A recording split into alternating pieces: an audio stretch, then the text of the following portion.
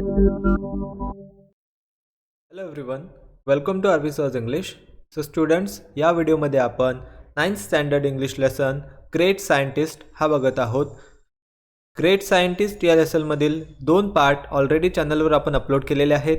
हा आपण तिसरा आणि लास्ट पार्ट या व्हिडिओमध्ये बघत आहोत, शिकणार आहोत.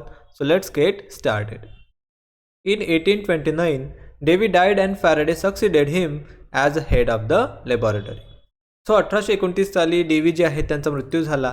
त्यानंतर फॅरेडे हे डेव्हींच्या जागेवर हेड सायंटिस्ट बनले त्या लॅबॉरेटरीचे. He was free to pursue whatever he liked and he made another revolutionary discovery. आता डेव्ही यांच्या मृत्यूनंतर त्यांना ते फ्री होते to pursue whatever he like, म्हणजे त्यांना जी इच्छा होती ते करायसाठी ते मोकळे होते. आणि लगेच त्यांनी एक अनदर म्हणजे अजून एक रिव्हॉल्युशनरी म्हणजे क्रांतिकारी असा डिस्कवरी म्हणजे शोध लावला. ही noticed that if he moved a magnet it कुड प्रोड्यूस इलेक्ट्रिकल करंट. त्यांनी नोटीस केलं, ऑब्झर्व केलं की जर त्यांनी मॅग्नेटला मूव्ह केलं, चुंबकाला हलवलं, तर त्याच्यातून इलेक्ट्रिकल करंट जो आहे तो प्रोड्यूस करता येऊ शकतो. Thus, he could now convert motion into electricity. आणि अशा प्रकारे आता ते मोशनला म्हणजे हालचाल जी असते ज्याला मोशन म्हणतो आपण, त्याला इलेक्ट्रिसिटीमध्ये कन्वर्ट करू शकले. This is how the electrical generator was born. आणि अशा प्रकारे इलेक्ट्रिकल जनरेटरचा शोध लागला. Sometimes still used today to generate all kinds of power like dynamos and other devices. आणि समथिंग असं काहीतरी आहे ते एक प्रोडक्ट की जे आजही ऑल काइंड ऑफ पॉवर म्हणजे वेगवेगळ्या प्रकारचे जे एनर्जीज आहेत त्यांना जनरेट करायसाठी वापरतात, जसं की डायनामोज आणि other devices. Faraday was now legend. In 1840 he develop memory loss which continued for the rest of his life. आता फॅराडे एक लिजंड होते, एक महान व्यक्ती होते, कारण अत्यंत रिव्हॉल्युशनरी क्रांतिकारी असे शोध त्यांनी लावलेले होते. पण 1840 साली he develop a memory loss. त्यांना स्मृतिभ्रंश हा आजार झाला.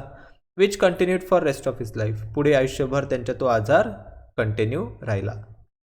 But the disease did not stop him. पण या आजारामुळे फॅराडे थांबले नाहीत.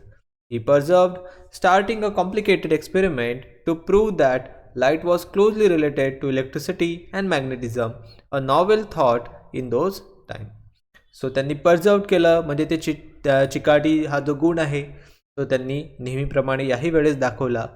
स्टार्टिंग अ कॉम्प्लिकेटेड एक्सपेरिमेंट, आणि अतिशय गुंतागुंतीचा असा एक एक्सपेरिमेंट त्यांनी सुरू केला जो प्रूव्ह करत होता की लाईट म्हणजे प्रकाश हा closely related to electricity and magnetism. प्रकाश हा इलेक्ट्रिसिटी आणि मॅग्नेटिझमशी क्लोजली रिलेटेड आहे. A novel thought in those time. त्या काळातला तो एक नवीन विचार होता. Remember that piece of Bavarian glass Faraday had kept on his shelf. तुम्हाला आठवतो का तो पीस ऑफ बॅव्हरियन ग्लासचा तुकडा जो फॅराडे यांनी आपल्या शेल्फमध्ये, आपल्या कपाटामध्ये ठेवला होता. He was determined to convert the reminder of his first major failure to an instrument of great success.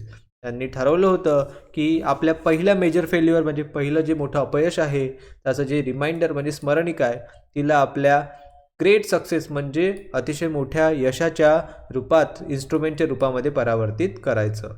He used the same glass now to show that in the presence of a magnet, light could be isolated into a single wave rather than spreading out randomly in all direction, a concept called polarization.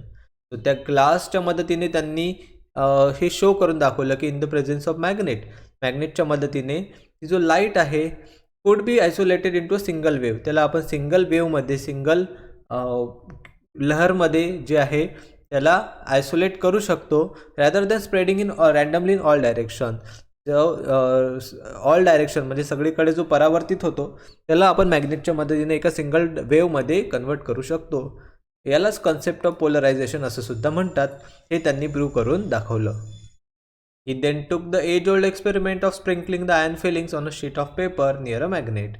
मग त्यांनी त्यासाठी अतिशय जुना पुराणा एक experiment होता, प्रयोग होता की ज्यामध्ये आयर्न फिलिंग्स म्हणजे काय तर लोखंडाचे बारीक चुरा, लोखंडाचा चुरा हा शीट ऑफ पेपर म्हणजे कागदाच्या तुकड्यावर असा पसरवला जातो नियर अ मॅग्नेट, म्हणजे एक चुंबकमध्ये ठेवल्या जाते, त्याच्या आजूबाजूला तो लोखंडाचा चुरा पसरवला जातो, मेकिंग सर्क्युलर पॅटर्न्स. आणि त्यातून मग असे गोलाकार पॅटर्न्स तयार होतात. He went on to prove that these patterns were not a property of the ion fillings. In fact, they were due to the invisible magnetic field that filled the empty space around the magnet and hence disturbed the fillings.